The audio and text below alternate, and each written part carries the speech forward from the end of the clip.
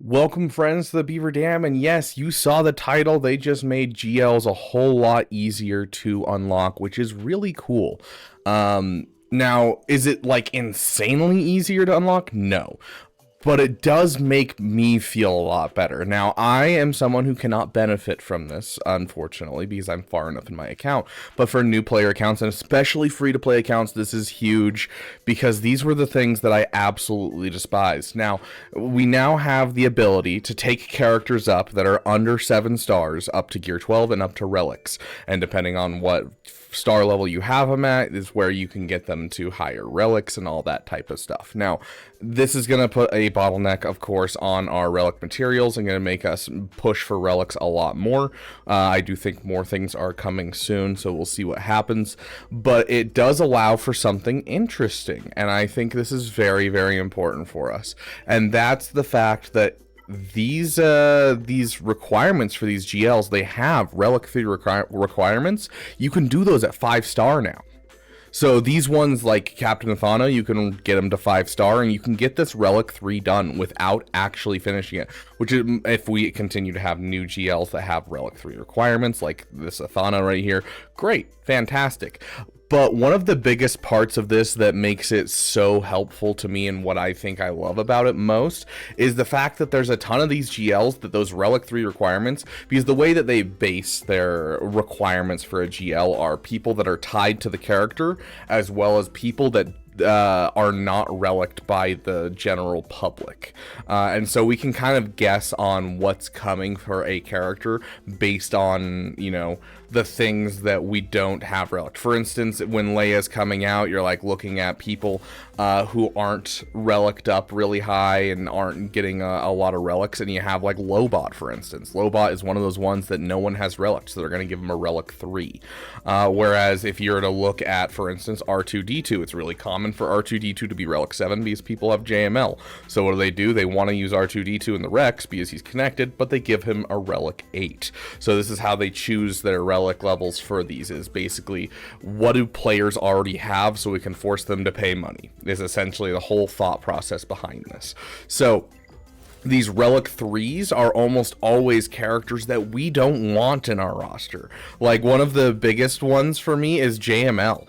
JML's Relic 3s is Princess Leia. I don't need or want a Princess Leia. Wedge and Biggs haven't been meta since like 2016, and their ships are basically not used anywhere. Like, yes, I'll use them in a cleanup fleet, like where it's like my last desperate attempt at a win in GAC.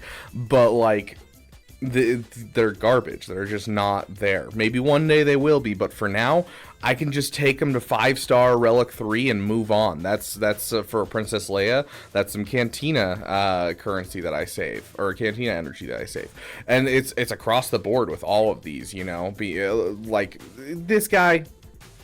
The finalizer fleet's falling off, so you know we can be able to get that Relic 3 on the 2 pilots without any problems and get them up and be like, yeah, we're good. You know, over on JMK, it's a little iffy because Mace Windu is good, but still, and it's pretty easy to get him to 7-star, but still, we've got, like, you know, the Ayla Sakura, which a lot of people can't really use unless you have Jedi Master Mace Windu, so I'd just rather Relic 3 her and just move on, unless you have Jedi Master Mace Windu. Qui-Gon, again, you can Relic 3 him and call it good. You don't even technically need the 7-star relics to get him to work in GAC. A Gear 8 Qui-Gon Jinn is going to do all you need it to do. So JMKs, at least they're utilizing these guys. They've reworked them since these requirements came out, so they feel a little bit better. But for a lot of these, especially for free-to-play players, I think this is going to be a massive change in a lot of different ways for these GL requirements. Now, does this affect Journey Guides? Unfortunately, no. The base standard for Journey Guides is 7 stars and has been since the beginning. You know, you look at the Emperor Palpatine event, and it's 1-star, 2-star, red star, blue star. You're trying to get up to 7-star. 7-star rebels. And so, unfortunately, it's not going to affect the journeys necessarily. Even like things like JKCK, all of them do say 7 stars. All new events all say 7 stars regardless. So, unfortunately, this isn't going to allow us to choose any journey guides per se, but it will allow us to choose from some Galactic Legends into our account, which I think is a big win for us. And when it comes to these Relic 3s, we got to remember it's still going to take a lot of Kyrotech. It's still going to take a lot of signal data to get these characters up. So I do think it's going to become more and more prevalent that people will shift from going for Riva as their first big thing for their guild and route, and instead shift over to JKCK. The reason being is, you know, when it comes to having JKCK and having Zepho ready, getting the Relic 7 Seer, Relic 7 JKCK, and you can unlock Zepho, you're going to get an extra, what is that, 3, 6... 7 times 5 is 35 Kyrotech per month just from you guys doing the Zepho unlock, plus an extra 20 of each. And so that'll happen twice a month. So that's going to be 40, 85, 75, 150 Kyrotech per month that you guys are unlocking as a guild. And so I think this is going to be a big thing now with these new changes. And I'm sure we will talk more in depth about that in future videos. But I just wanted to stress to you guys and tell you guys, this is so freaking dope. We can now get rid of some of those crappier requirements on the early game. Additionally, these Relic 3s are usable in the raid. And so it's going to be another helpful thing to be able to do the raid at 5 stars. I'm going to be doing some testing myself with the pirates at Relic 3 to see how they do at 5-star Relic 3.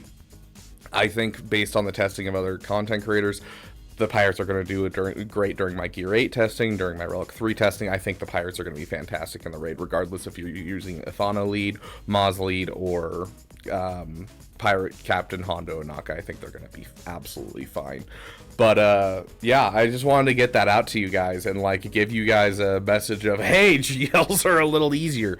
So hopefully this is as exciting for you guys as it is for me. I know a lot of people that have like Lightspeed bundles, this isn't going to be as exciting, but I think this is a great little free to play win in my books. So thank you guys so much for watching, and thank you for giving a damn.